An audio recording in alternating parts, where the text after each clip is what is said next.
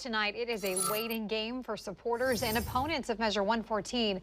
The future of the law is still being decided by a federal judge, but we now know the Oregon Department of Justice wants at least one portion of it placed on hold. Fox 12's Connor McCarthy is live outside the federal courthouse in downtown Portland and tells us how local gun stores are doing while Measure 114 is in limbo.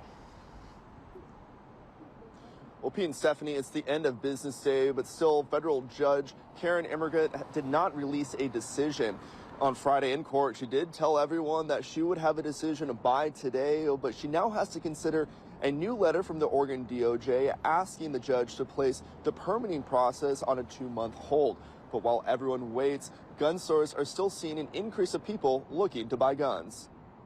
3 days before Measure 114 is supposed to go into effect, and Keith's sporting goods owner, Keith Ward, says being busy is an understatement. Everybody's afraid that they're not going to be able to get a gun before the permit system actually goes into effect, and they put the magazine ban in on the 8th. He says the 30-day turnaround from passing Measure 114 to implementing it is not realistic to him or law enforcement. I had a meeting with Clackamas County, and they told me it would take a minimum of 8 to 9 months to set the system up to be able to do what the law requires. He says if the measure goes into effect without any changes, all the gun sales he's seeing now will be effectively reduced to zero until the state can create an effective permitting process. I've been in business for 35 years, and to think I've worked this hard to build something up that a measure is going to be passed that's going to put me out of business kind of upsets me. In a move that seems to acknowledge the concerns of a fast timeline, the Oregon Department of Justice sent a letter to Judge Karen Immergut requesting a 2-month pause on implementing the permitting process of the law. Oregon State Attorney General Ellen Rosenblum wrote this in a letter, saying, quote, "The decision to make this request was made only after local law enforcement clarified